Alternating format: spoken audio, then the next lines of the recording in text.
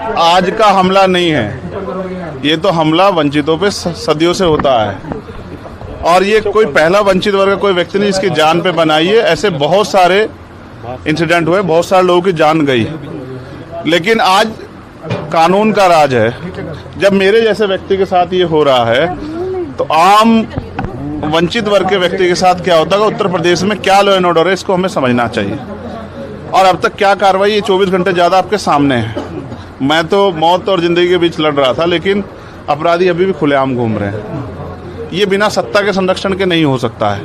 क्या इंटेलिजेंस है पुलिस की, क्या उनके पास इंफॉर्मेशन है, सूत्र उनके बहुत बड़े बड़े हो जाते हैं। अब तक क्यों आरोपी गिरफ्तार नहीं हुए? गाड़ी भी बरामद इसलिए हुई क्योंकि गांव वालों ने बता दिया कि मीरकपुर में कोई गाड़ी खड़ी करके गया है। अब तक लोग नहीं मिले। ये वंचितों का बेटा है, अगर मर भी जाएगा तो क्या फर्क पड़ेगा, लोग भूल जाएंगे। ये किसी रानी का बेटा नहीं है, तो अगर उसको कुछ होगा, किसी कमिश्नर साहब से जुड़ा हुआ मामला नहीं है कि 4-5 घंटे में कुत्ता बरामद हो जाएगा। मैं मानता हूँ सरकार की घोर लापरवाही है, और मुख्यमंत्री का बिल्कुल ना बोलना और बड़े बड़े दावे करना और इस घटना में ना बोलना स्पष्ट करता है कि मुख्यमंत्री सत्ता को संरक्षण दे रहे हैं, अपराधियों को संरक्षण दे रहे हैं, और उनके संरक्षण में अपराधी पल रहे हैं। और ये कानून व्यवस्था के लिए, लोगों के कानून के प्रति विश्वास के लिए बड़ा खतरनाक है। अच्छा, हम लोगों ने सीसीटीवी देखा, उसमें दिख रहा है कि पीछे से गाड़ी आके चेस करती है। और क्या कुछ अगर कुछ बता पाएंगे कि आप कहाँ थे, कैसे? देखिए, मैं दिल्ली से लौटा हूँ, मेरे एक साथी की डेथ हुई, मैं थोड़ा सा परेशान था।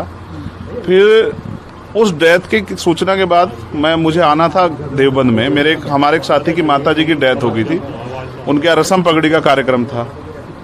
उनके घर से जैसे मैं निकला,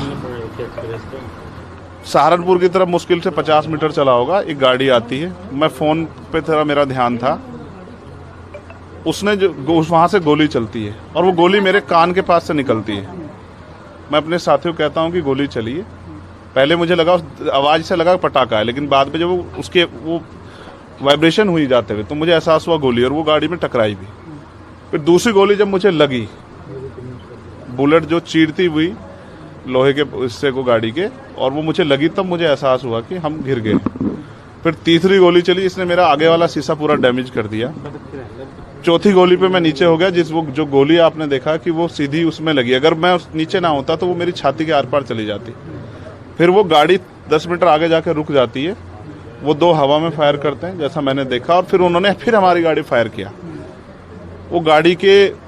वो फायर जो है गाड़ी के नंबर प्लेट पे लगी। मेरा ये मानना है, उनको ऐसा लगा होगा कि हमने जो काम करने आए थे वो कर दिया, अब ये मर गया, शायद जैसा पहले कई घटना में हो। फिर वो शायद सरेंडर करने के मूड में थे, लेकिन जैसे ही मनीष ने गाड़ी को मेरे कहे से यू टर्न लिया, उनको समझ आया कि ये जिंदा है, तब वो वहाँ से भागे। हमने पुलिस को बताया कि ये गाड़ी का नंबर है, फिर उन्होंने उसको इंक्वायरी किया। पुलिस के अच्छे अधिकारी यहाँ हैं, उम्मीद है वो अच्छा काम भी करेंगे। लेकिन ये स्पष्ट हुआ कि अपराधियों में कोई डर भय नहीं है। कितने लोग थे? 3 लोग थे। 2 लोग असले से हमला कर रहे थे, एक व्यक्ति गाड़ी चला रहा था। चंद्रशेखर जी, कोई थ्रेट कॉल आया हो आपको इससे पहले, कोई धमकी? पिछले कई सालों से आ रही है। मैं लगातार पुलिस को इंटीमेट भी करता रहता हूँ। मैंने डीजीपी को भी लिखा, गृह मंत्री को भी लिखा, मुख्यमंत्री को भी लिखा, यहाँ के पहले एसएसपी डीएम थे उनको भी लिखा। लेकिन डीएम साहब जो पिछले थे, अखिलेश सिंह जी, उन्होंने साफ मना कर दिया कि चीफ मिनिस्टर नहीं चाहते चंद्रशेखर को सुरक्षा दी जाए। मेरे आज भी याद है ये बात, क्योंकि मैंने एलआईयू के अधिकारी द्वारा पूछा कि भाई मैंने आपको बताया थ्रेट भी है, फिर क्यों नहीं हो रहा है? तो उन्होंने कहा भाई ये सरकार का मामला, सरकार चाहे तो दे सकती। तो मैं चाहता हूँ मुख्यमंत्री इंतजार कर रहे हैं कब चंद्रशेखर मरे, उनका काम आसान हो। लेकिन उनको ये नहीं पता कि गरीबों की, कमजोरों की, शोषितों की बात करने वाला चंद्रशेखर इतनी आसानी से उनकी रास्ते में से नहीं हटेगा। अतीक अशरफ के साथ जैसा हुआ वैसा ही कुछ होने वाला था, ऐसा आपको लगता है? अब आप इसका आकलन खुद करें कि क्या हुआ और क्या हो सकता था।